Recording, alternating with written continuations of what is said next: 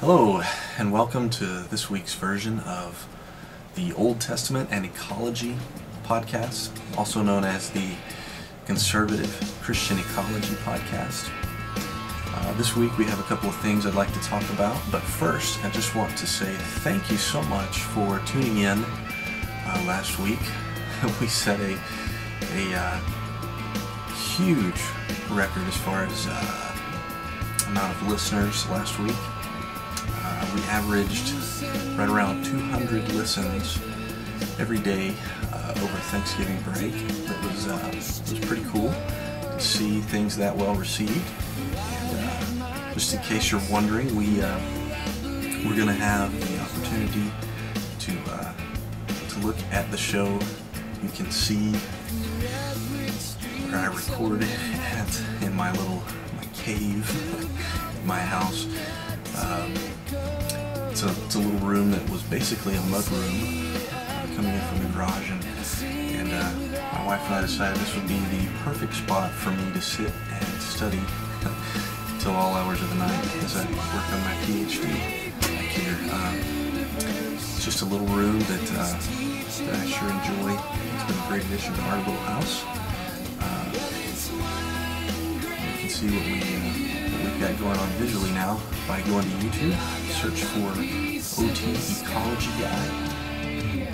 Sorry, it's not right. Search for OT Old Testament Guy over at youtube.com. Old Testament Guy. That will get you the video feed, or you can look for it at iTunes as well. Subscribe to the podcast over on iTunes. What other things do we have to get in touch with me? You can always email me, oldtestamentguy@gmail.com, or get over to the blog, otecology.com, and leave some comments over there. Of course, that's where you're going to find all the links to back up the claims and the arguments that I make here on the audio feed. So, if you'll head over there with me now, we are going to look at story number 1, which is about the climate change email scandal. I talked about this a while back, and the story has just been growing and growing. The information has grown exponentially regarding this story. Now the partisanship of major scientific journals has been called into question, as well as the validity of actual global temperature records.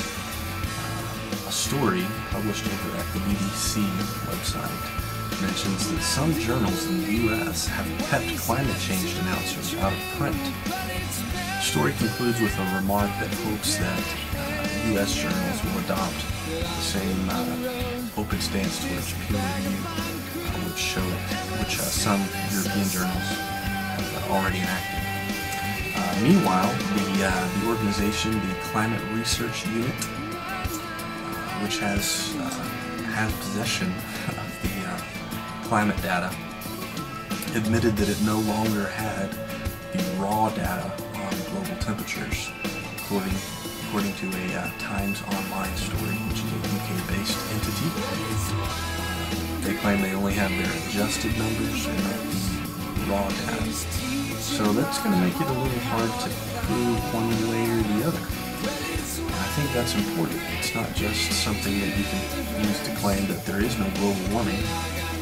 I think you have to admit that without that data, you can't prove really one way or the other.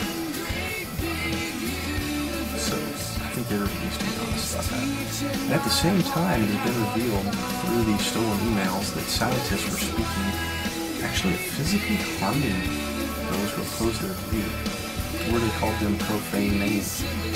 Now, this is a sort of behavior which admittedly happens in personal conversations within a group of friends or colleagues that dislike another group. I think of it like back in the days of when you played on a soccer team and you made fun of the other team about how if they beat you and you thought they won on a foul the referee should have called, maybe in basketball, same thing. You'd talk about, oh, if I see them, I'm going to get that guy or whatever. Well, it's the same sort of attitude that kind of came into into full public view through these emails. But these are supposed to be reputable scholars who are searching for truth. Truth, it would seem that they have already decided they have, and they don't want anyone else to question. It seems that the BBC will be launching an investigation into the email scandal, which it appears will address three main issues. Number one, how did the leakage occur, and was there any payment in that process? Number two, the alleged behavior of the scientists indicated in the emails. And number three, does this have any impact on the scientific conclusion? Now, since writing the blog post, there's been a news story in that the professor who was in charge of the CRU has actually agreed to resign temporarily. He's going to step aside while this investigation is going on. This issue has really made me think about some issues as a Christian who cares about the environment. Since I want to honor God's creation, I have a different view than many environmental scientists. Hopefully these conclusions are something that all scholars and all Christians can agree are valuable.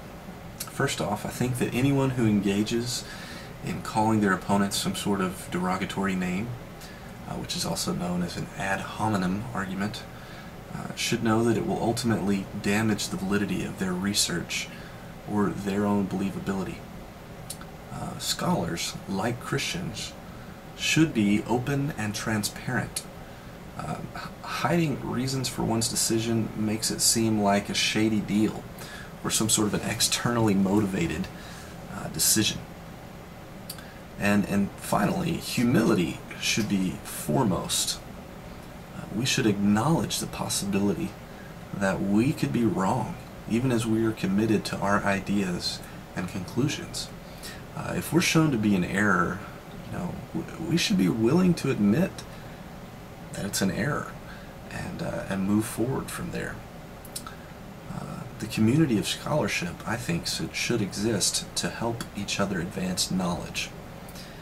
Similarly, Christian communities should help each other advance in holiness. Neither of these could be accomplished without the humility and willingness to accept constructive and helpful criticism. That's something that's hard to do, but I think we really should do as Christians and as scholars. The second story that we want to address here is really